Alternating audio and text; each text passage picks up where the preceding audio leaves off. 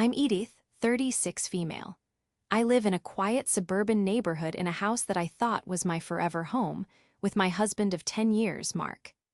As a marketing manager, my life is about creating perfect narratives, and for a long time, I believed I had crafted one for myself. But I was about to learn that the most damaging stories are the ones built on lies you tell yourself. Before this story unfolds, I'd love to connect with you. Please let me know in the comments where you're watching from and what time it is in your corner of the world. It's amazing to see how far these stories can travel. Mark and I were what our friends called a power couple. He was a charismatic sales director, the kind of man who could command a boardroom with a smile and close a deal with a handshake. I was a marketing manager for a successful tech firm, organized and strategic, the planner to his spontaneous charm. We complemented each other, or so I believed.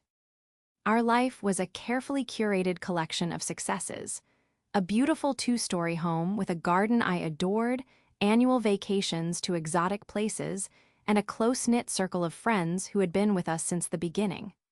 On the surface, it was flawless, a picture-perfect existence that I had meticulously helped build. Our 10-year anniversary had passed just 6 months ago. We celebrated it with an intimate dinner at the same restaurant where he had proposed. Mark had presented me with a delicate diamond tennis bracelet, whispering that the past decade had been the best years of his life. I'd cried, feeling an overwhelming sense of love and security. Looking back now, I can see the cracks in that perfect facade, the subtle tells I had dismissed as insignificant. The late nights at the office that became more frequent, the way he'd angle his phone away from me when a text came through, the vague answers about his weekend golf trips with his friend Connor. I had chalked it all up to the pressures of his high-stakes job. I trusted him. More than that, I had built my entire world around the certainty of that trust. The upcoming event that occupied all my free time was Mark's 40th birthday. It was a milestone, and I was determined to make it unforgettable. He had always been nonchalant about his birthday, claiming he didn't want a big fuss, but I knew him better than that. He thrived on being the center of attention. So, for months, I had been orchestrating the surprise party to end all surprise parties. The venue was a chic rooftop bar downtown with stunning city views. I'd booked his favorite jazz trio, curated a menu with a top catering company, and designed elegant invitations that had been sent out discreetly to over 100 of our friends, family, and colleagues. My best friend, Lisa, had been my co-conspirator from the start. Lisa, who had been my maid of honor. Lisa, who had held my hand when I was nervous before walking down the aisle. She'd helped me with the guest list, offered opinions on the decor, and promised to be the one to get Mark to the venue under the guise of a celebratory dinner for just the two of them. Her involvement felt natural. The three of us, along with her on-again, off-again boyfriend and Mark's best friend, Connor, were an inseparable foursome. Lisa, an interior designer, had even helped us decorate our home. Her artistic touch was everywhere, from the color of the living room walls to the throw pillows on our bed. She knew our home as well as I did, a thought that now sends a chill down my spine. Every detail of the party was meticulously planned. I had a spreadsheet for everything: RSVPs, vendor contracts, payment schedules, and a minute-by-minute timeline for the evening itself. My professional skills were on full display. This party was more than just a celebration. It was a testament to my love for Mark, a grand gesture to show him how much he meant to me. The week before the party, everything was falling into place.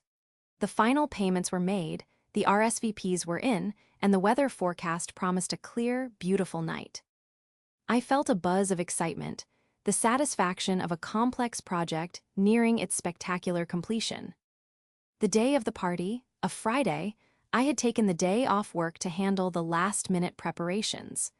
I had arranged for a custom cake to be delivered to the venue, picked up the party favors I'd ordered, and confirmed the final headcount with the caterer.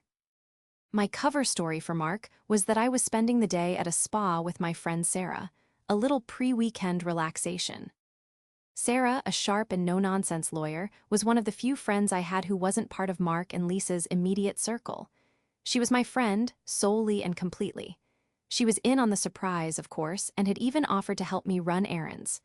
"Are you sure you have everything under control, Edith?"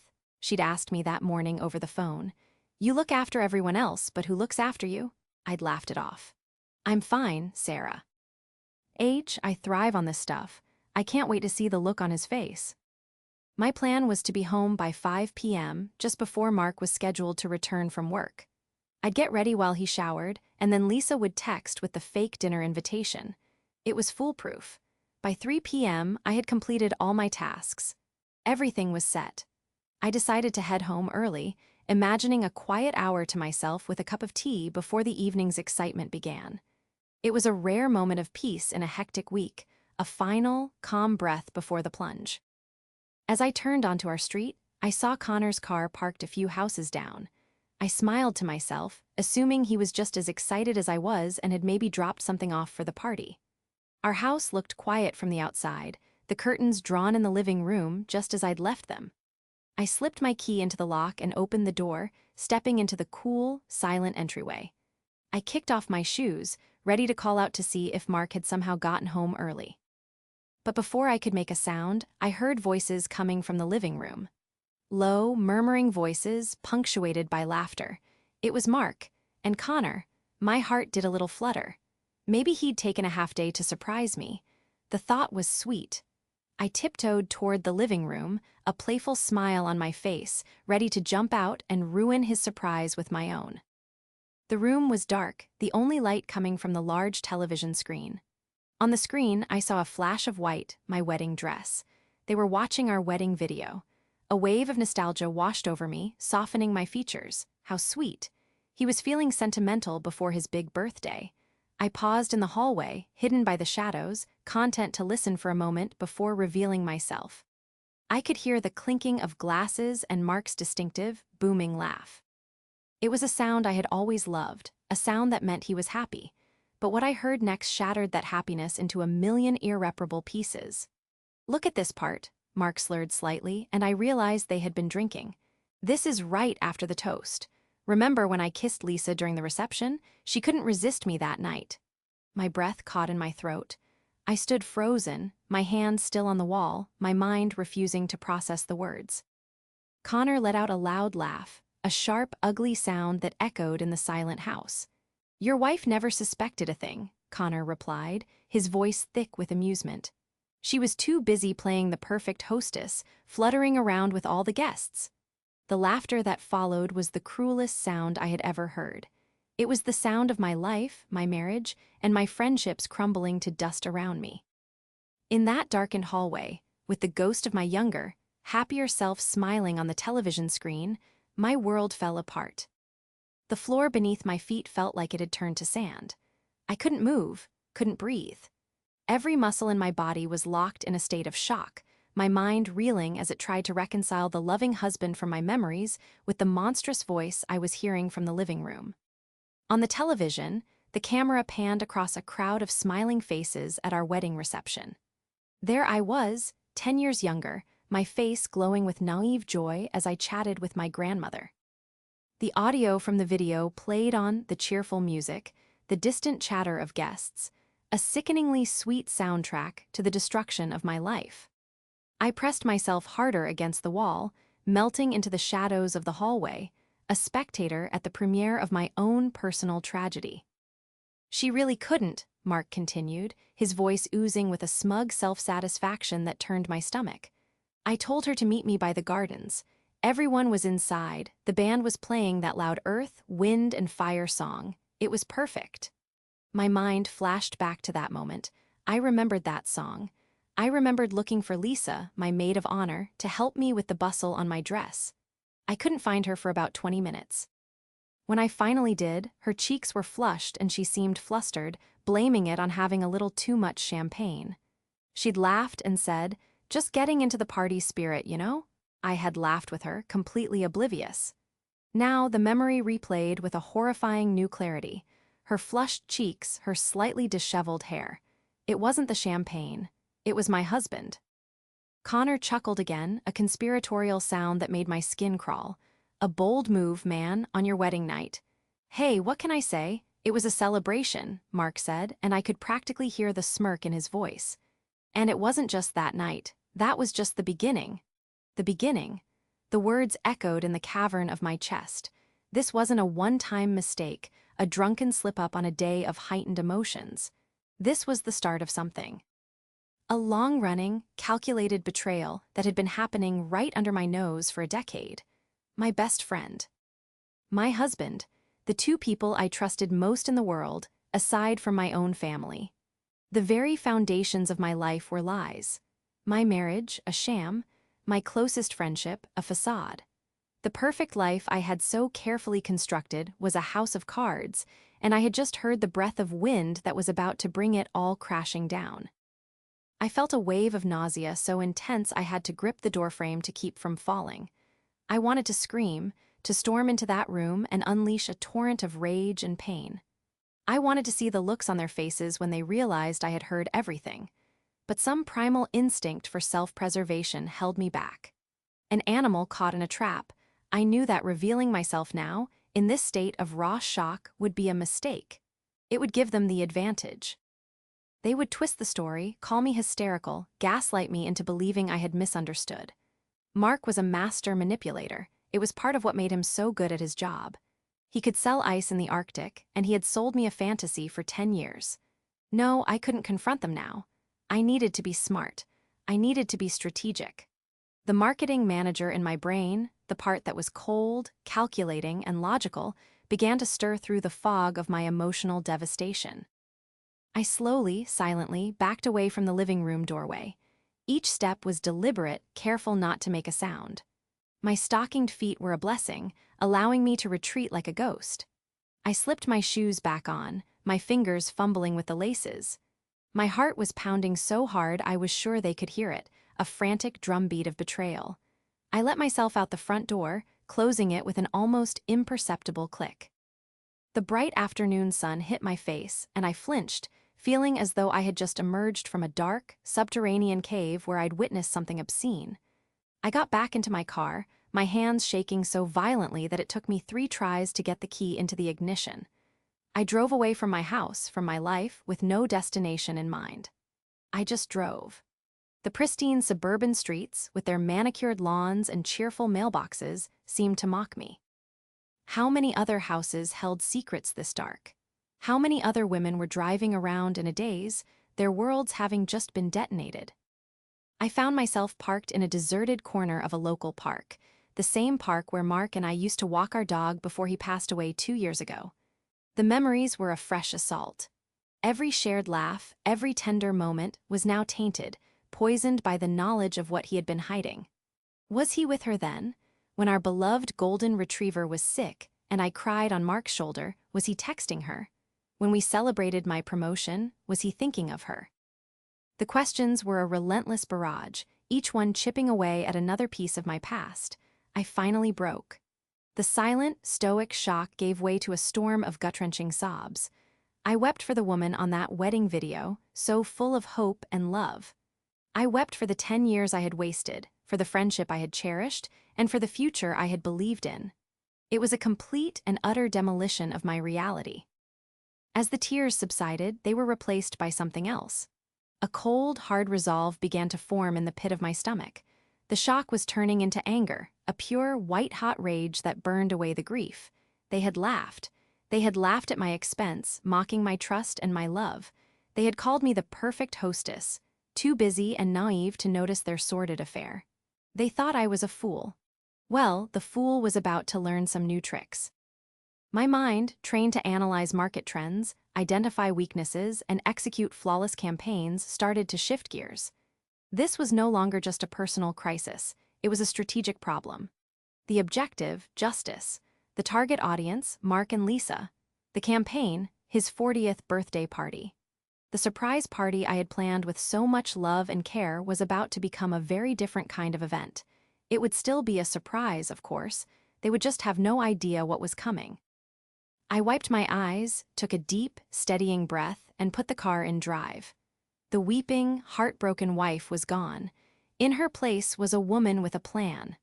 A woman who had just realized that the perfect hostess was about to throw the party of a lifetime. The drive back to the house I no longer considered my home was surreal.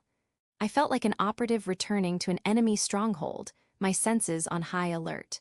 Every familiar object, the oak tree in the front yard, the welcome mat Lisa had given us as a housewarming gift, the wreath on the door, was now part of a crime scene.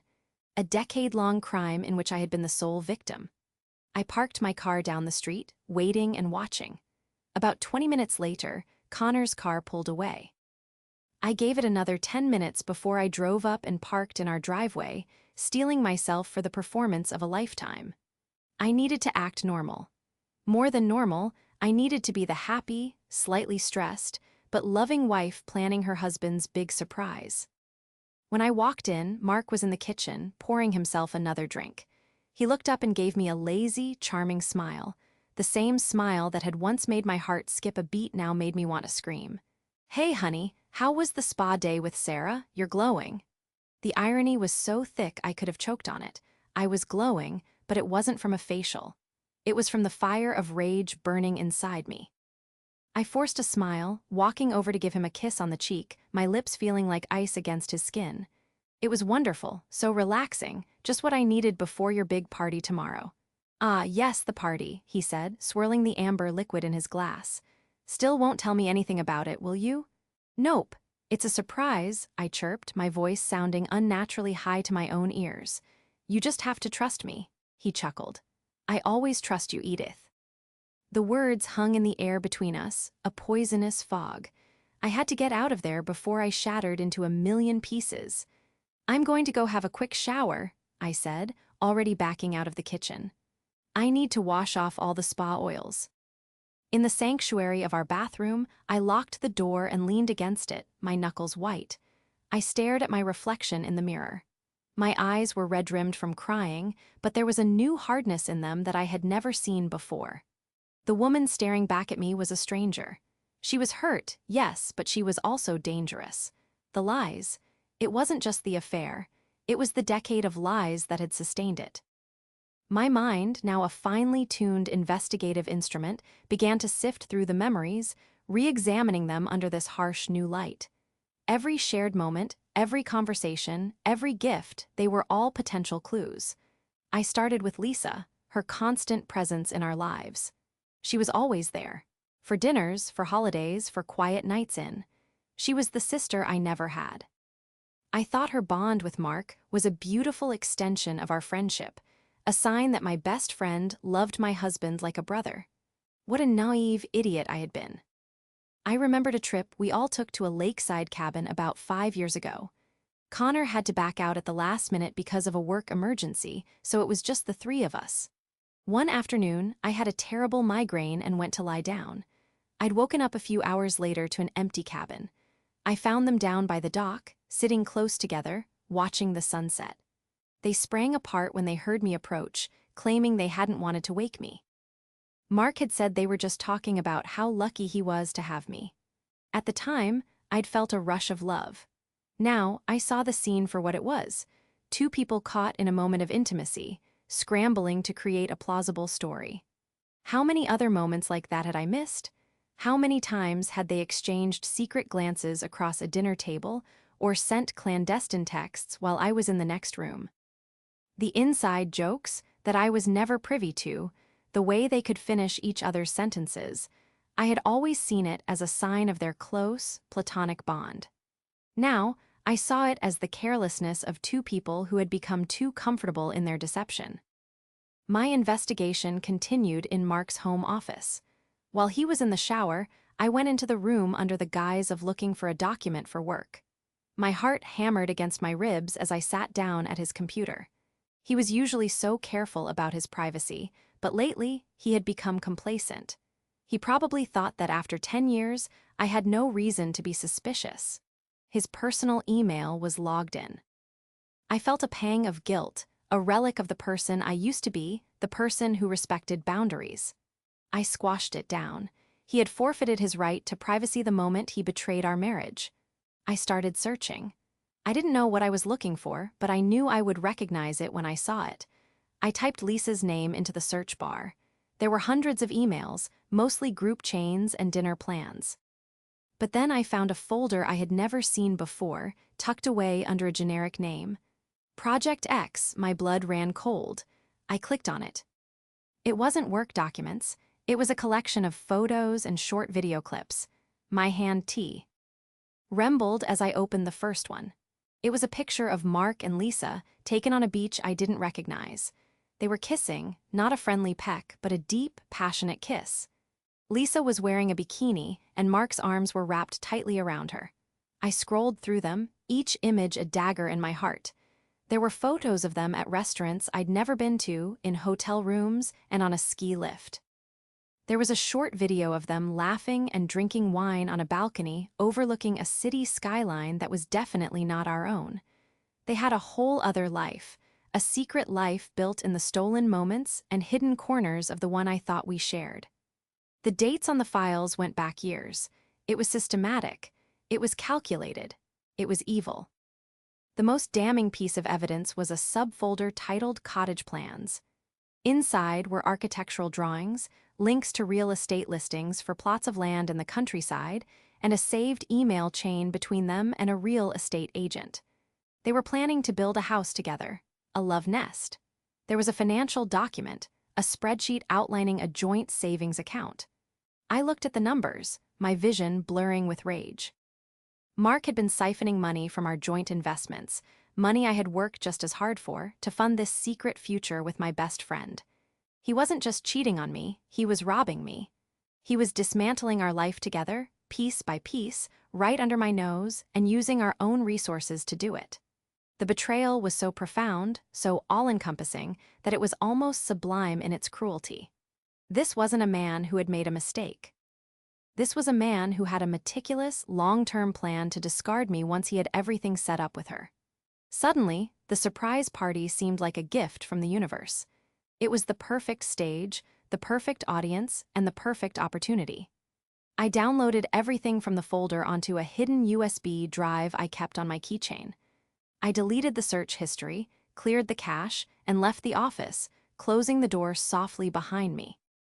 Mark was just coming out of our bedroom, a towel wrapped around his waist. He smiled at me.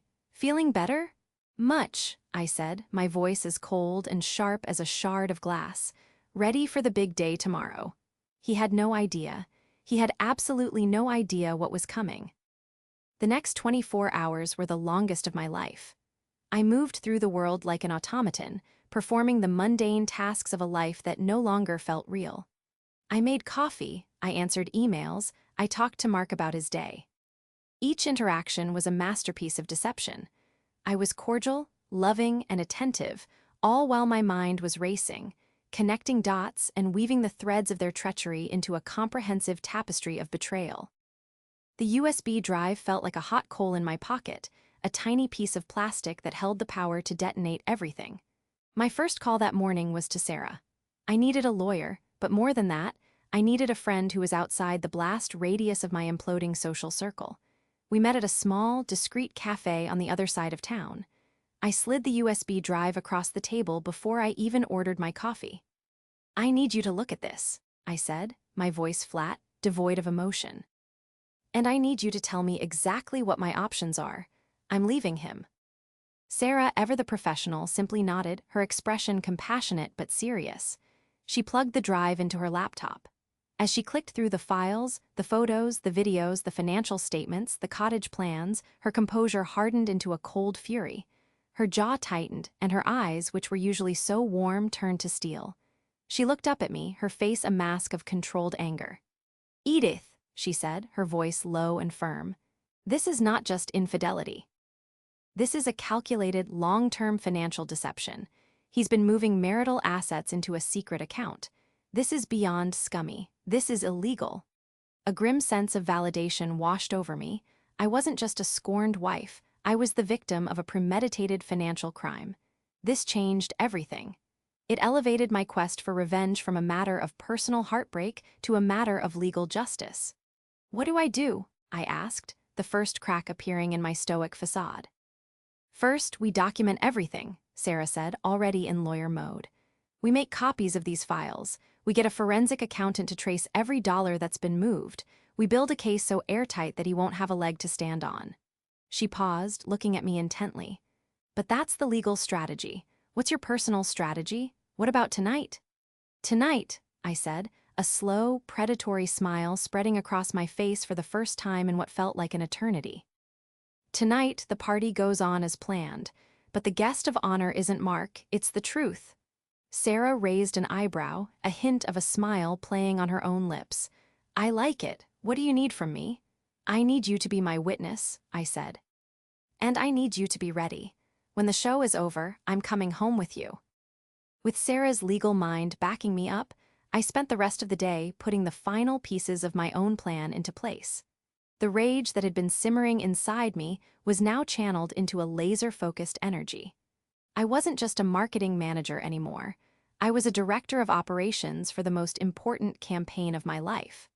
My first stop was a high-end electronics store.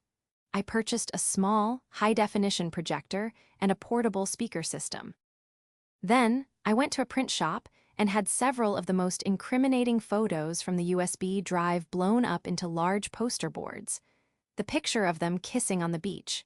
A screenshot of the joint savings account balance. A romantic photo of them clinking wine glasses on that secret balcony. These would be my props. My visual aids for the presentation I was preparing to give. Next, I called the jazz trio I had booked for the party. I spoke to the band leader, a kind man named Julian. I explained that there had been a last-minute change to the evening's program. Instead of their second set, I would need them to provide a drum roll. He was confused but agreed, assuming it was part of some elaborate birthday gag. I also called the catering manager at the rooftop venue. I asked him to ensure that the large projector screen, usually hidden in the ceiling and used for corporate events, was down and ready for a presentation right after the main course was served. I told him it was for a surprise slideshow tribute to my husband.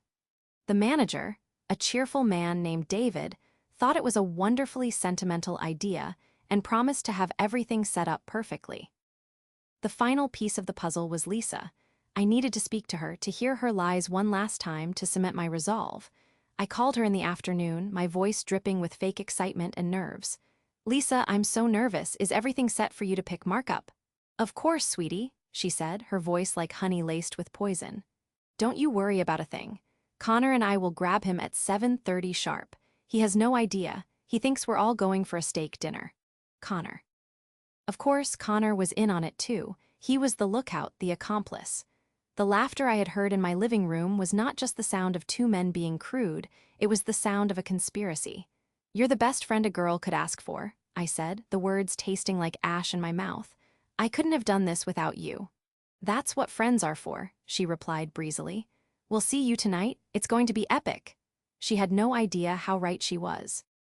As the evening approached, a strange calm settled over me. The grief and shock had been burned away, leaving behind a cold, clear certainty. I laid out my dress for the evening, a stunning, blood-red cocktail dress. It was a dress I had bought a few months ago. One Mark had said was too bold. Tonight, bold was exactly what I needed. I did my makeup with a steady hand, creating a mask of glamour and confidence. When I looked in the mirror, the woman from the day before was gone. In her place was a queen preparing for war. My phone buzzed. It was a text from Mark. On my way to dinner with Lisa and Connor. This feels a bit formal for a steakhouse, but they're being very mysterious. Love you, see you later. I typed back a simple reply. Have fun, can't wait to see you.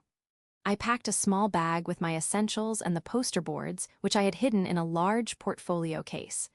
I put the projector and the USB drive in my handbag.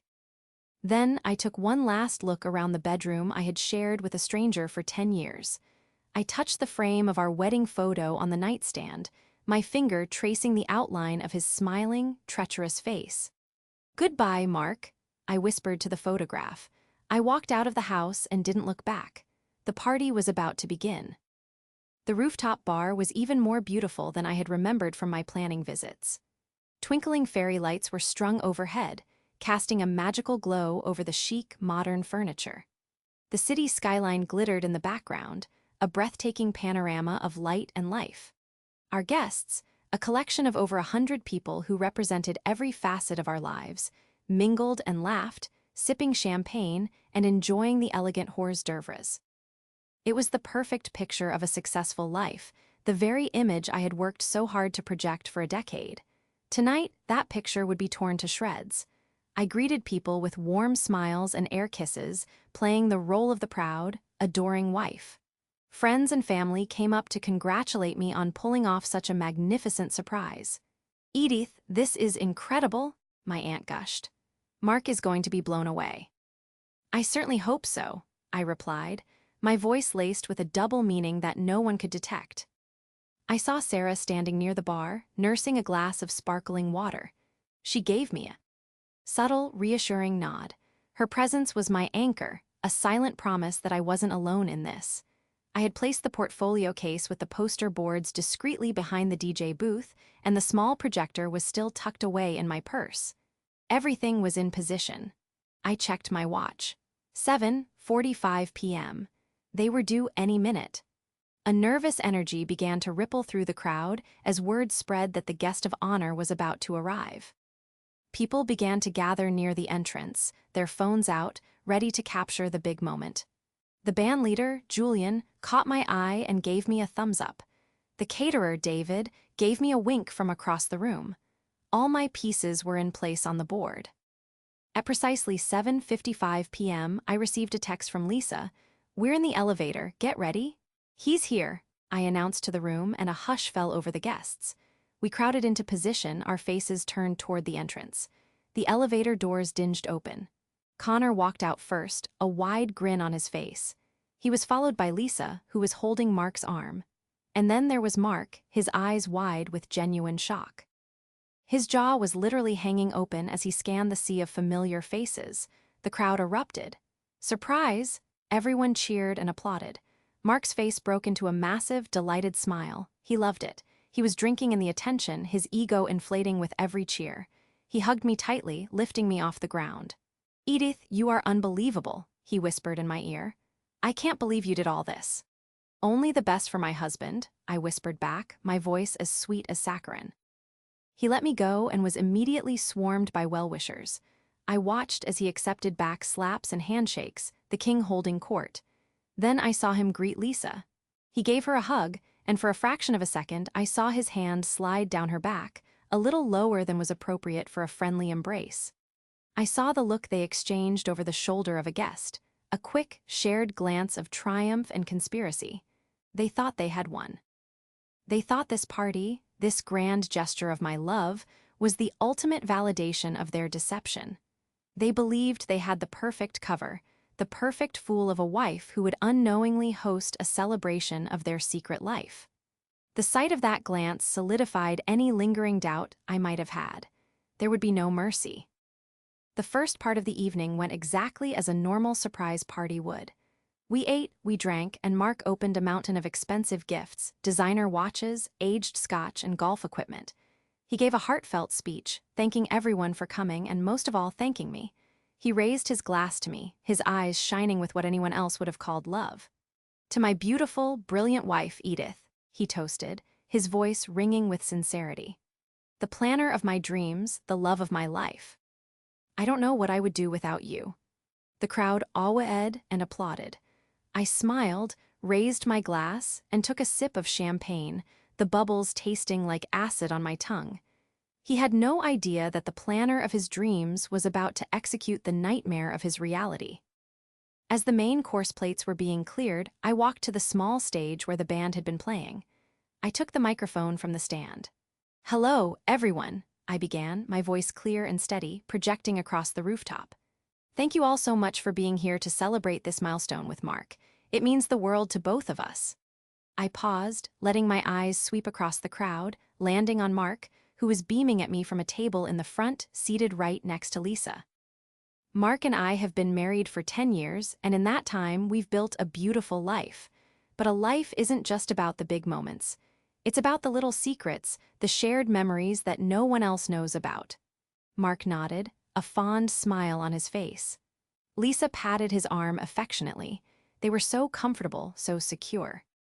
"So I thought it would be fun to share a few of those secret memories with all of you tonight," I continued. "I've prepared a little presentation, a tribute to my husband. "David, could we get the screen, please?" On cue, the large white screen descended silently from the ceiling. The lights on the rooftop dimmed slightly, casting the stage in a dramatic glow. I pulled the small projector from my purse and connected it to the speaker system and my phone, where I had the presentation ready. The crowd murmured with anticipation, expecting a sentimental journey through a decade of marriage. Mark leaned back in his chair, a look of smug satisfaction on his face. He thought this was all for him. In a way, he was right. This was all for him. "And now," I said, my voice dropping to a conspiratorial whisper, "for a little trip down memory lane. Julian, a drum roll, if you please." The drummer from the jazz trio began a soft, tense drum roll. The anticipation was palpable.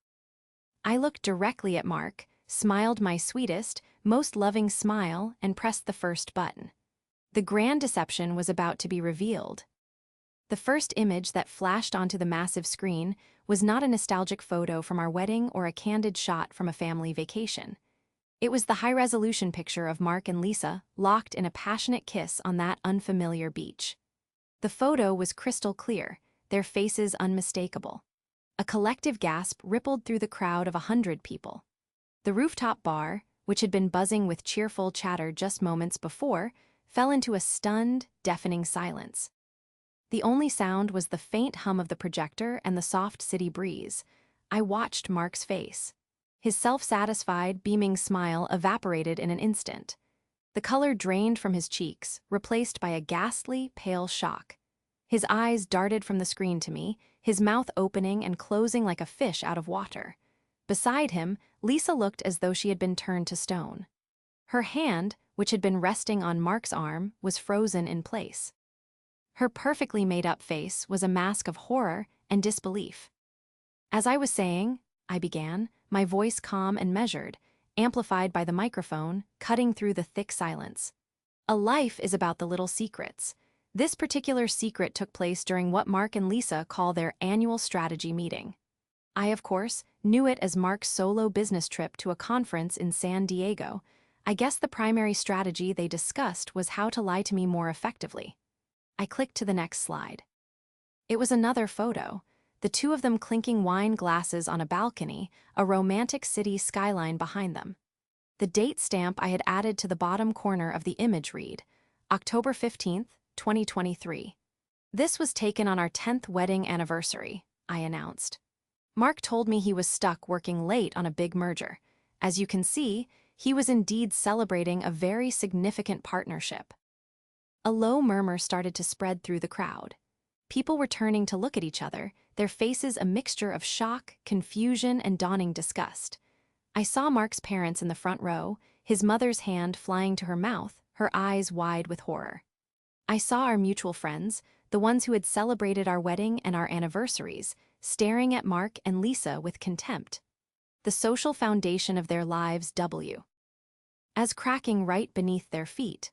But their collaboration wasn't just about romantic getaways, I continued, my voice gaining strength with every word. I clicked again. The next image on the screen was a screenshot of the financial spreadsheet, the one detailing the secret joint savings account. I had highlighted the account name, M&L Cottage Fund, and the substantial balance. It was also a financial partnership. For the past 3 years, my husband has been diverting funds from our shared marital assets into this secret account. Money that I earned, money from our joint investments, was being funneled away to build a future. Just not with me. The murmur grew louder. I heard someone say, "No way," and another whisper, "I can't believe this." I looked over at Connor. He was staring at the screen, his face ashen. He knew, of course he knew, he was their accomplice. My eyes met his for a second, and he quickly looked away, unable to meet my gaze. He was a coward. They were all cowards. I saved the best for last. "And what was this cottage fund for?" I asked the audience rhetorically. I clicked to the final slide in the presentation. It was the architectural rendering of their planned love nest, a beautiful, modern home nestled in the countryside. Underneath it, I had pasted the email chain with the real estate agent, with Mark's name and Lisa's name clearly visible. They were planning to build a home together. While Lisa was helping me choose paint colors for our kitchen, she was simultaneously designing a secret life with my husband, funded by my money. I turned off the projector. The image of the house faded, but its ghost remained burned into everyone's memory. I stepped forward on the stage, the microphone still in my hand. The rooftop lights came back up, cruelly illuminating the scene of utter social devastation. All eyes were on Mark and Lisa, who were trapped at their table, the focal point of 100 stares of judgment. "So, I'd like to propose a new toast," I said, picking up my glass of champagne from the lectern. I held it high. "Not to Mark, the loving husband, because that man doesn't exist. Not to Lisa, the loyal friend, because that woman is a fiction. I'd like to toast to the truth, the ugly, painful, and ultimately liberating truth." I looked directly at Mark, my eyes boring into his. "Happy 40th birthday, Mark. I hope you enjoy the gifts. You're going to need them to pay your legal fees. Because while you were watching our wedding video and laughing about how you cheated on me on our wedding night, I was planning this little surprise. My lawyer, Sarah, is right over there. She'll be serving you with divorce papers on Monday morning." Mark finally snapped out of his paralysis. He shot to his feet, his chair scraping loudly against the stone floor. "Edith, what are you doing?" he roared, his face contorted in a mask of fury and humiliation. "You're insane. This is a private matter. You made it public when you betrayed me with my best friend and stole from me for years," I shot back, my voice unwavering. "You wanted to be the center of attention tonight, Mark. Well, here you are." Lisa started to sob, covering her face with her hands. Connor was trying to shrink into his chair, wishing the ground would swallow him whole. The party was over. Guests began to leave, casting looks of pity at me and looks of utter disgust at Mark and Lisa. They avoided them like the plague, walking a wide circle around their table of shame. His parents came up to me, his mother in tears. "Edith, I am so sorry," she whispered, hugging me. "We had no idea." "I know," I said softly. "Neither did I." I left the microphone on the stage and walked through the carnage of my old life. I didn't look at Mark. I didn't look at Lisa. I walked straight to Sarah, who was waiting for me by the exit. She wrapped a supportive arm around my shoulder. "Are you okay?" she asked quietly. I looked back at the scene. Mark was standing alone amidst the debris of his party, his reputation, and his life. He looked small, pathetic, and utterly defeated. "I've never been better," I said. And for the first time in a long time, it was the absolute truth. We walked out into the cool night air, leaving the grand deception behind for good. The days and weeks that followed the party were a blur of legal meetings, logistical arrangements, and the quiet, steady process of dismantling a life. I stayed with Sarah for the first 2 weeks, cocooned in the safety of her spare bedroom while the initial shockwaves of my public detonations settled. My phone was inundated with messages, some of pity, some of support, and some of morbid curiosity. I ignored most of them. The story of Mark's 40th birthday party had spread like wildfire through our social and professional circles. He had become a pariah overnight. Mark tried to reach me, of course. He left dozens of voicemails, swinging wildly from rage to desperation. He called me a Vindi, C-Tive monster for humiliating him, and in the next breath, he would be a sobbing mess, begging for forgiveness and promising he would do anything to get me back. I never listened to a full message. I would hear his voice, that voice that had once been my comfort and was now the sound of betrayal, and I would delete it. There was nothing he could say that would ever matter again. Lisa simply disappeared. She deactivated her social media accounts, and I heard through the grapevine that she had quit her job and left town.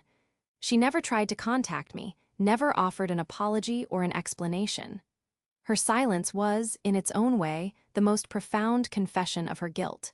She was a coward to the very end. The legal battle, which I had braced myself for, turned out to be surprisingly swift. Armed with the mountain of evidence I had collected, the photos, the financial records, the cottage plans, Sarah had Mark dead to rights. The proof of financial infidelity was irrefutable.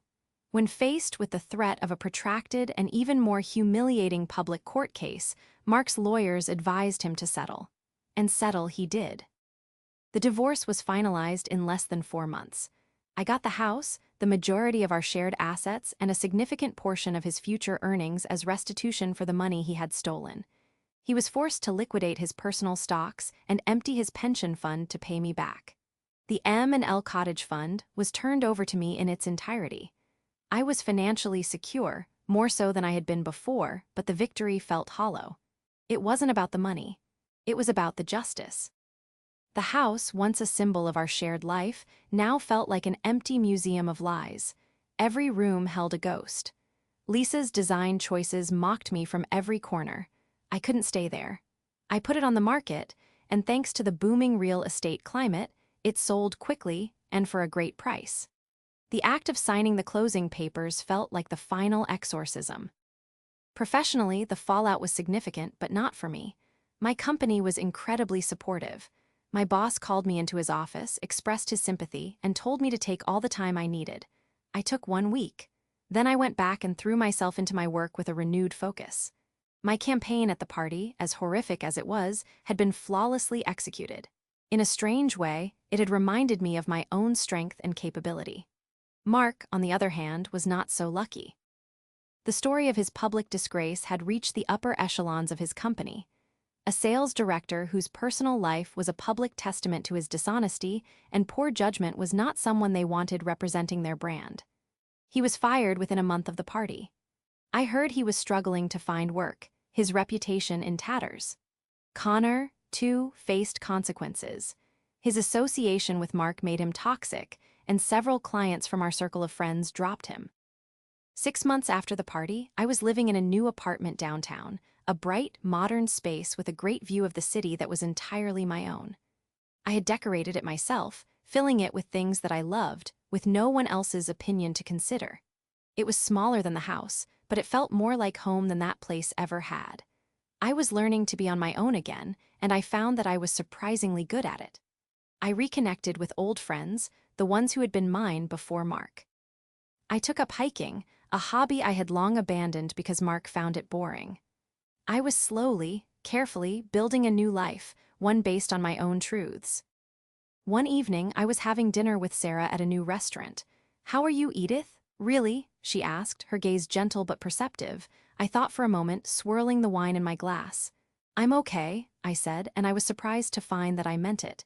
I still have bad days, days where the anger feels fresh, but they're getting farther apart. I looked out the window at the bustling city. "He didn't just break my heart," I continued. "He broke my reality. He made me doubt everything I thought I knew. The hardest part wasn't the anger. It was learning to trust my own judgment again." Sarah reached across the table and squeezed my hand. "What you did took incredible courage. You took back your story. You should be proud of that. A year ago, I was planning a surprise party for a man who was actively plotting my replacement. Now, I was free.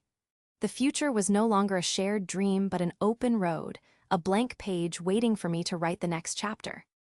It was a daunting prospect, but for the first time in a very long time, it didn't feel lonely. It felt like hope. I raised my glass to Sarah. "To new beginnings," I said, "and to closing old doors." She smiled, clinking her glass against mine. "I'll drink to that."